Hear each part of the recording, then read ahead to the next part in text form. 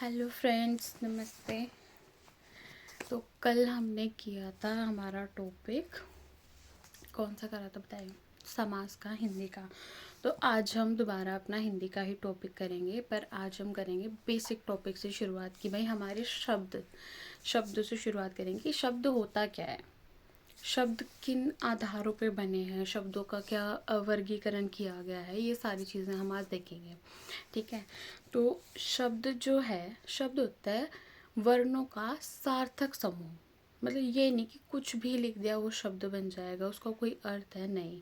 वर्णों का सार्थक समूह। वर्ण क्या होते हैं? छोटी छोटी ध्वनियाँ भाषा में जो होती हैं उनको हम वर्ण कहते हैं, और उनका सार्थक समूह क्या होता है? शब्द होता है। ठीक है। तो शब्द भी, इसको हम चार भेदों में हम विभाजित कर सकते हैं। पहला होता है बनावट के आधार पर कि शब्द जो है वो बने कैसे हैं। तो बनावट के आधार पर तीन तरह के होते हैं। रूढ़ मतलब मूल शब्द। ठीक है। फिर होता है यौगिक मतलब दो शब्दों को जोड़ के जो बना है। फिर होता है योग रूढ़। ठीक है। पहले हम इनको थोड़ा थोड़ा जानेंगे, फिर हम इनको एक एक करके अच्छे से डेप्थ में पढ़ेंगे। तो बनावट के आधार पर होते हैं तीन पार्ट। पहला रूढ़ शब्द, मतलब कि जो मूल शब्द होता है। दूसरा होता है यौगिक, जो दो शब्दों से मिलके बनते हैं। फिर होता है योग रूढ़ शब्द। उसके बाद हम देखते हैं स्रोत के आधार पर। स्रोत के आधार पर मतलब कि हमारे को जो शब्द मिले हैं उनका स्रोत क्या है, शब्द बना कैसे है, उसका स्रोत क्या है।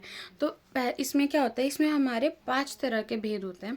पहला होता है तत्सम शब्द। तत्सम शब्द क्या होता है? जो संस्कृत के शब्द हैं उनको हम अभी भी वैसे ही यूज़ कर रहे हैं। ठीक है। तो वो होता है तत्सम। तत् मतलब जो पहले, मतलब बाद। ठीक है। तत् मतलब होता है वैसे बाद। ठीक है। सम मतलब आज भी समान ही रूप से हम उनको यूज़ कर रहे हैं, तो वो है तत्सम शब्द। फिर है तद्भव शब्द। तद्भव शब्द होता है जो हमने अपने हिसाब से चेंज कर लिया है, आज के टाइम पे हमने उनको चेंज कर लिया है, तो हम उनको तद्भव शब्द कहते हैं। जैसे दधी को अब हम दही बोलते हैं। ठीक है। दुग्ध को हम अब दूध बोलते हैं। तो ये हमने पहले से क्या कर लिया, अब चेंज कर लिया। तो ये क्या है? तद्भव शब्द। देशज शब्द, जैसे हम अपनी आम भाषा में बोलते हैं लोटा, तो लोटा जो है वो क्या हमारा देशज शब्द है। फिर होता है शंकर शब्द, जो जुड़ के बनाए जाते हैं। विदेशी शब्द, जो विदेशी भाषा के शब्द हैं पर हम उनको हमारी भाषा में, हिंदी में यूज़ करते हैं। जैसे रिक्शा हो गया, डॉक्टर हो गया। ठीक है। ये हमारी हिंदी भाषा के शब्द नहीं है, लेकिन हम इनको अभी भी अपनी हिंदी भाषा में हम इनको प्रयोग करते हैं। उसके बाद आता है अर्थ के आधार पर कि जो शब्द है उसका जो अर्थ निकलता है उसके आधार पे शब्द कैसे हैं। एक होता है सार्थक। सार्थक का जब हम वर्गीकरण करेंगे तो सा अर्थ, मतलब सा का मतलब सहित, मतलब जिसके अंदर अर्थ है, वो क्या होंगे? सार्थक शब्द होंगे। दूसरा होता है निरर्थक। अर्थ के आधार पर कितने भेद है? 2 भेद है। सार्थक जिसका अर्थ हमें साफ सीधा समझ में आता है। ठीक है। निरर्थक जिसका हमारे को जो अर्थ है वो समझ में नहीं आता। अब रोटी क्या है? सार्थक शब्द है, हमें पता है रोटी क्या है, लेकिन हम कई बार क्या बोल देते हैं, रोटी वोटी ले आओ, रोटी वोटी का इंतज़ाम कर लो। तो रोटी तो समझ में आ गया, लेकिन वोटी हमें समझ में नहीं आया। वोटी वैसे पंजाबी में वोटी बहू को भी बोल दिया जाता है, लेकिन वैसे जो वोटी है हिंदी भाषा में उसका कोई अर्थ नहीं निकलता, तो वो क्या है? निरर्थक शब्द हो गया हमारे लिए। उसके बाद में आता है व्याकरणिक दृष्टि के आधार पर। व्याकरण के आधार पर शब्दों को हमने 2 भाग में बांटा है। ठीक है। विकारी मैंने कल भी बताया था, विकार का अर्थ होता है परिवर्तन। और अविकारी मतलब जिनका हम परिवर्तन नहीं कर सकते। तो हमारे पास शब्दों को बांटने के लिए 4 प्रकार है। पहला कौन सा है हमारे पास? बनावट के आधार पर, रूढ़, यौगिक, योग रूढ़। फिर आता है हमारा स्रोत के आधार पर, जिसमें हमने पढ़ा तत्सम, तद्भव, शंकर, देशज, विदेशज। फिर हमने पढ़ा अर्थ के आधार पर 2 भेद होते हैं, सार्थक और निरर्थक, जिनका अर्थ हमें पता चलता है और जिनका अर्थ हमारे को नहीं समझ में आता है। फिर होता है व्याकरणिक दृष्टि के आधार पर। फिर हमारा आता है विकारी, जो जिनमें परिवर्तन किया जा सकता है, ठीक है, और अविकारी जिनमें परिवर्तन नहीं किया जा सकता। विकारी मैंने कल भी समझाया था कि लिंग वचन के आधार पर, ठीक है, जैसे लिंग वचन के आधार पर जो बदले जा सकते हैं, तुलना के आधार पर हम जिसे बदल सकते हैं, वो क्या होता है, विकारी शब्द होता है। लेकिन जो सेम चलते हैं, अविकारी मतलब अव्यय शब्द, जो चाहे कुछ भी हो जाए वो वैसे के वैसे सेम ही चलेंगे, तो वो होता है अविकारी शब्द। अब जो सार्थक शब्द है, जो सार्थक शब्द है उसको भी आगे हमने 5 भागों में विभाजित किया है, ठीक है। ये मेरे खुद के नोट्स हैं, इनको मैं कहीं से, मतलब ये नहीं है कि इधर उधर से विकिपीडिया से बना के वो कर दिया। ओरिजिनल जो सोर्स है, जो मैं खुद पढ़ती हूँ, वो ही मैं मतलब आपके लिए ट्रांसफ़र कर रही हूँ, ताकि जो भी मेरे साथ मतलब रिवीजन करे तो उसको वही कंटेंट मिले जो मैं अपनी खुद की प्रिपरेशन के लिए तैयार कर रही हूँ। सार्थक के हम आगे देखते हैं, 5 भेद होते हैं, ठीक है। एकार्थी, एकार्थी मतलब ऐसे शब्द जिनका एक अर्थ हो, स्पष्ट अर्थ हो। रोटी, जब हम पढ़ाते हैं तो हमारे को ऐसे एग्जाम्पल लेने चाहिए जो हम अपनी डेली लाइफ में यूज़ करते हैं, ठीक है, और जिनको हम इजीली मतलब रिपीट करें तो वो जो अर्थ है हमारे को साफ समझ में आ जाए। जैसे मैंने सार्थक में आपको बताया कि रोटी का हमें क्लियर वर्ड समझ में आ रहा है। अब सार्थक का पार्ट है एकार्थी, तो एकार्थी मतलब जिसका एक शब्द का एक अर्थ है, वो हमें साफ समझ में आ रहा है। अनेकार्थी, कई बार शब्द होता है एक ही शब्द है लेकिन उसका अर्थ क्या होता है, अलग अलग होता है, ठीक है। पर्यायवाची, एक शब्द है उसकी जैसे अलग अलग शब्द, ये हम सबने पढ़ा ही है। हवा को हम वायु भी बोल देते हैं, तो वो क्या है, वायु जो है वो उसका पर्यायवाची शब्द है कि इसी की एक और रूप, ठीक है। विलोम शब्द कल हमने पढ़ा था, विलोम शब्द किसके अंदर आता है, द्वंद्व समास के अंदर आता है। माता पिता, राजा रंक, भाई बहन, भीमा अर्जुन, ठीक है। तो ये विलोम, भीमा अर्जुन इनमें नहीं आता है, ठीक है। तो विलोम शब्द जो है वो भी सार्थक के भेद में आता है। फिर इसके बाद आता है समरूपी भिन्नार्थक, जो हमें दिखने में एक जैसे लगते हैं लेकिन उनका अर्थ क्या होता है, अलग अलग होता है। जो हमें दिखने में एक जैसे लगते हैं लेकिन उनका अर्थ क्या होता है, अलग अलग होता है, जिनको हम अगर बोले तो उसका एक जगह अर्थ अलग है, दूसरी जगह उसका अर्थ अलग है। अब जो विकारी शब्द है जिनमें परिवर्तन हो सकता है, उसमें क्या आते हैं, संज्ञा, सर्वनाम, क्रिया, विशेषण। अगर हम एक ही क्लास में करते हैं तो पूरी हिंदी को ही कवर करना है, क्योंकि शब्द के अंदर पूरी हिंदी ही आ जाती है, तो हम धीरे धीरे करके हम करेंगे। तो विकारी के अंदर क्या आता है, संज्ञा, सर्वनाम, क्रिया, विशेषण। उसके बाद अविकारी जिसमें परिवर्तन नहीं होता, उसमें क्या आता है, उसमें आता है क्रिया विशेषण, समुच्चय बोधक, संबंध बोधक, ठीक है, और विस्मय आदि बोधक। विस्मय आदि बोधक क्या होता है, एक्सक्लेमेटरी इंग्लिश में अगर आप समझे तो, ठीक है। इसके बाद हम क्रिया विशेषण के अगर भेद देखें, ऐसा तो हर एक चीज़ के भेद है, हम संज्ञा के भेद लेने बैठ जाए, क्रिया के, विशेषण के, सर्वनाम के, सबके भेद है, लेकिन मोटा मोटे अगर हम समझे तो विकारी शब्द के 4 भेद है और अविकारी शब्द के भी 4 भेद है। फिर इसके बाद क्रिया विशेषण जो है उसके भी 4 भेद है। क्रिया विशेषण में क्या आएगा, कालवाचक, स्थानवाचक, रीतिवाचक और परिमाणवाचक, ठीक है। ये तो हमने एक टेबल है जो हमने देखा कि हमारे को अपने ग्रामर में शब्द के थ्रू कौन कौन से टॉपिक पढ़ने हैं। अब हम जो हमारा शब्द के 4 भाग थे, जो शब्द के 4 भाग थे, बनावट के आधार पर, स्रोत के आधार पर, अर्थ के आधार पर और व्याकरण के आधार पर, इनको आज कवर करेंगे, ठीक है।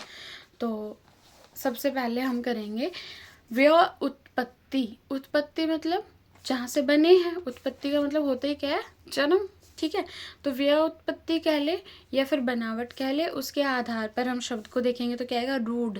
रूढ़ मतलब मूल शब्द, ऐसे शब्द जिनको तोड़ने पर उनका अर्थ नहीं निकलता, वे रूढ़ शब्द होते हैं। जैसे रोटी, घर, भारत। आप घर को तोड़ दीजिए, घ र, हमने तोड़ दिया, तो इनका अलग अलग कोई अर्थ नहीं है, तो वो क्या है, रूढ़ शब्द जिनका तोड़ने पर कोई भी अर्थ नहीं निकलता, ठीक है। यौगिक शब्द क्या होता है, 2 या 2 से अधिक शब्दों के योग से बनने पर कोई अर्थ निकलता है। 2 शब्दों को हमने जोड़ा, रसोई और घर, इसको हमने जोड़ दिया तो क्या बन गया, रसोई घर। मतलब हमारी रसोई जहाँ खाना बनता है, तो वो दो शब्दों को जोड़कर एक शब्द बन गया, वो क्या है, यौगिक शब्द, और उनका अर्थ भी निकलता है। ठीक है, उनमें उपसर्ग और प्रत्यय वाले शब्द भी आते हैं, अव्यय शब्द जो होते हैं वो भी यौगिक शब्दों में आते हैं। इसके लिए अव्यय शब्द कौन से, आमरण, आजन्म, खेती, पंखा, ऐतिहासिक, ऐतिहासिक को भी हम संधि विच्छेद कर सकते हैं। अब उपसर्ग प्रत्यय का हमने किस लिए जोड़ा है, आ क्या है, उपसर्ग, और मरण क्या है, शब्द। ठीक है, तो आ उपसर्ग में हमने मरण जोड़ दिया, तो वो क्या बन गया, आमरण। तो इस शब्द का एक साफ अर्थ है, तो ये हमारे यौगिक शब्द में आता है।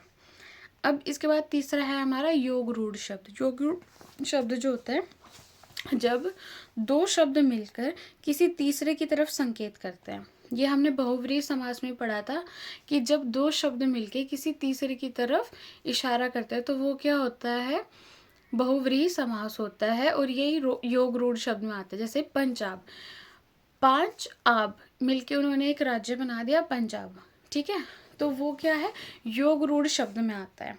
उदाहरण के लिए गजानन, गजानन से हम सब समझते हैं किसकी बात हो रही है, आनन मतलब मुख, गज मतलब जो हाथी है उनके जैसा उनका मुंह है, क्योंकि उन्होंने हाथी का मुंह धारण किया हुआ है। ठीक है, तो वो गणेश जी के बारे में हम बात कर रहे हैं। तो ये बहुव्रीहि समास भी है, और ये शब्द कौन सा है, योग रूढ़ शब्द, जब दो शब्द मिलके किसी तीसरे की तरफ इशारा करते हैं। चार पाई, चार मतलब गन्ना, चार, और पाई मतलब पैर, तो चार जिसके पैर है उससे हम अर्थ साफ समझ आते हैं, चार पाई जो हम लेटने के लिए प्रयोग करते हैं। ठीक है, इसके बाद ये हो गया हमारे बनावट के आधार पर। इसके बाद हम करेंगे स्रोत के आधार पर कि शब्दों के स्रोत क्या है। जो हम शब्द पढ़ते हैं, तत्सम शब्द जो हमने संस्कृत से उठाकर सीधा अपने हिंदी भाषा में हम उनको ऐसे के ऐसे प्रयोग करते हैं। तत् का मतलब होता है बाद। ठीक है, संस्कृत के वो शब्द जो हम हिंदी में ज्यों के त्यों प्रयुक्त किए जाते हैं। ठीक है, उदाहरण के लिए अग्नि, दधी, चंद्र, वानर, मतलब हम वानर को बंदर भी बोल देते, लेकिन हम वानर शब्द का भी प्रयोग करते हैं। ठीक है, मयूर, मयूर मतलब मोर। ठीक है, हर्ष्व, इनकी हमें जो पहचान करनी होती है, तो इनमें जो कुछ वर्ण होते हैं वो क्या होते हैं, य, श, च, छ, श, त्र, र, व, और जो र की मात्रा लगती है, मतलब ये इनकी क्या होते हैं, आधे वर्ण जो होता है वो इनकी पहचान होती है, जिसमें भी आधे वर्ण का प्रयोग होता है मोस्टली शब्दों में, वो क्या होता है, तत्सम शब्द होते हैं। ठीक है, इसके बाद तद्भव शब्द, संस्कृत के वो शब्द जिनका रूप परिवर्तन करके हिंदी में प्रयोग किए जाते हैं। तद्भव शब्द, हमने अग्नि पढ़ा, तत्सम, अब हम उसको कैसे यूज करते हैं, आग। मयूर को हम कैसे प्रयोग करते हैं, मोर। ठीक है, दधी को हम कैसे यूज करते हैं, दही। हस्त को हम कैसे यूज करते हैं, हाथ। चंद्र को कैसे प्रयोग करते हैं, चांद। ठीक है, तो ये जो हमने शब्द है जिनको हमने परिवर्तन कर लिया है उनको हम क्या बोलते हैं, तद्भव शब्द। देशित शब्द क्या होते हैं, देश जमा ज, देश में जन्मे वे शब्द जो देश में जन्मे क्षेत्रीय प्रभाव के कारण बोले जाने वाले शब्द देशज कहलाते हैं। लोटा, डंडा, ये शब्द क्या है, ये हमारी देशी भाषा में प्रयोग किए जाने वाले शब्द है जिन पे क्षेत्रीय प्रभाव पड़ता है। तो ये हर भाषा में होता है, ऐसा नहीं कि हमने बस हमारे हिंदी में, हर जगह ये शब्द होते हैं, हर भाषा में ये शब्द होते हैं। विदेशित शब्द क्या होते हैं, जो विदेश में जन्मे हैं जिनका प्रयोग हम हिंदी भाषा में करते हैं, जैसे अंग्रेजी, अरबी, चीनी, पुर्तगाली, फारसी, जापानी। जो रिक्शा, सोयानार, काजू, डॉक्टर, ऑफिस, ये शब्द क्या है, ये विदेशी शब्द है। अब हम हिंदी में इतना प्रयोग करने लगे कि हमें लगता है नहीं ये तो हिंदी भाषा के शब्द हैं, लेकिन ये हिंदी भाषा के शब्द नहीं हैं, ये विदेशी भाषा के शब्द हैं जो हम हिंदी में प्रयोग करते हैं। इसके बाद होते हैं संकर शब्द। संकर शब्द क्या होते हैं, दो भाषाओं से मिलकर बनने वाला एक शब्द संकर शब्द कहलाता है। उदाहरण थे दवाखाना, दवा खाना, रेलगाड़ी, लाठी चार्ज, ठीक है। लाठी हिंदी शब्द है और चार्ज क्या है, इंग्लिश शब्द है, लेकिन लाठी चार्ज मिलकर हम उसको हिंदी शब्द में प्रयोग करते हैं। तो दो भाषाओं से मिलकर बना शब्द जिसको हम प्रयोग करते हैं वो कौन से शब्द होते हैं, संकर शब्द होते हैं। अर्थ के आधार पर सयार्थक, जिसका अर्थ उसी में निहित होता है, ठीक है। माता, मेज, चारपाई, ठीक है। निरर्थक शब्द, निरर्थक शब्द क्या होते हैं, जिनका स्वयं का कोई अर्थ नहीं होता लेकिन वो किसी सार्थक शब्द के साथ मिलकर अपना अर्थ प्रकट कर सकते हैं, जैसे रोटी वोटी, चाय वाय, ठीक है। तो चाय का अर्थ तो स्पष्ट है लेकिन वाय का अर्थ हमारे को स्पष्ट नहीं है। अभी वाय को इंग्लिश वाला WHY नहीं समझना है, ये वाय हमारा वै आ ये है, ठीक है। तो ऐसे शब्द जिनका खुद का कोई अर्थ नहीं होता है वो किसी सार्थक शब्द के साथ मिलके अपना अर्थ क्या करते हैं, प्रकट करते हैं। तो ऐसे शब्दों को हम क्या बोलते हैं, निरर्थक शब्द बोलते हैं। इसके बाद हमने पढ़े थे व्याकरणिक दृष्टि के आधार पर पढ़ा था हमने विकारी शब्द और अविकारी शब्द। विकारी शब्द जिनमें हम परिवर्तन कर सकते हैं, ठीक है, एकार्थी, अनेकार्थी, पर्यायवाची, विलोम शब्द और हमारे समरूपी भिन्नार्थक शब्द, ठीक है। और अविकारी शब्द जिनमें हम परिवर्तन नहीं कर सकते हैं, इसमें हमारे संज्ञा, सर्वनाम, क्रिया, विशेषण आ जाते हैं। संज्ञा, सर्वनाम, क्रिया, विशेषण, विलोम शब्द, पर्यायवाची शब्द, अनेकार्थी शब्द, समरूपी भिन्नार्थक शब्द, इनको हम अलग अलग क्लासेस में, अलग अलग पार्ट में हम इनको अच्छे से एक एक टॉपिक को कवर करेंगे, क्योंकि एक ही दिन में अगर हम इतना लेंथी करने के लिए तो हम एक ही दिन में पूरे सारे टॉपिक्स का रिवीजन कर सकते हैं, गो थ्रू, पर उसका कोई फ़ायदा नहीं है, क्योंकि जितना हम अच्छे से पढ़ते हैं, थोड़ा पढ़े लेकिन अच्छे से पढ़े तो वो चीज़ हमारे को याद हो जाती है। तो मतलब मेरी कोशिश है, मतलब ये नहीं कि मैं इतना ही पढ़ रही हूँ, मैंने पढ़ा है, पर हम उतना ही एक वीडियो में कवर करेंगे जितना एक वीडियो देखने में हमें समझ आता है। क्योंकि जब मैं वीडियो देखती हूँ, नोट्स पढ़ना इजी होता है, लेकिन जब हम वीडियो देखते हैं तो उसमें क्या होता है कि हमारे को उतना ही कंटेंट लेना चाहिए जितना हम एक बार में अच्छे से समझ पाए। जो हम मैराथन क्लासेस लेते हैं वो 10 घंटे की होती है, लेकिन हम 10 घंटे की क्लास को एक बार में कवर नहीं कर सकते, मतलब मैं तो नहीं कर पाती हूँ, बाकी सबकी अपनी अपनी कैपेबिलिटी होती है कि कोई कर भी ले, क्योंकि मैं सोचती हूँ कि थोड़ा पढ़ो लेकिन अच्छे से पढ़ो। तो अभी आज जो हमने पढ़ा है, उम्मीद करती हूँ कि आपको भी काम आएगा और आपको समझ भी अच्छे से आ गया होगा। फिर भी अगर कोई चीज़ नहीं समझ में आई है तो आप कमेंट बॉक्स में लिख सकते हैं और मेरे साथ जुड़ के आप अपनी भी रिवीजन कर सकते हैं। और मैं सोच रही हूँ कि जैसे हम एक दिन में, जैसे अभी हिंदी की क्लास है तो हिंदी की, इंग्लिश की सारी क्लासेस को धीरे धीरे करके डालते जाएं, क्योंकि एक एक टॉपिक से तो कवर होने वाला है नहीं। तो डेली के 2-3 टॉपिक, कोई हिंदी की क्लास भी होगी, इंग्लिश की क्लास भी होगी, ऐसे ऐसे करके हम टॉपिक्स को कवर करेंगे। तो thank you so much, hopes हो कि हम लोगों का पेपर सबका क्लियर हो, सबको अच्छी अच्छी नौकरी मिल जाए और सब लोग कामयाब हो ज़िंदगी में। Best wishes for all of you. Thank you for watching my video. Bye bye.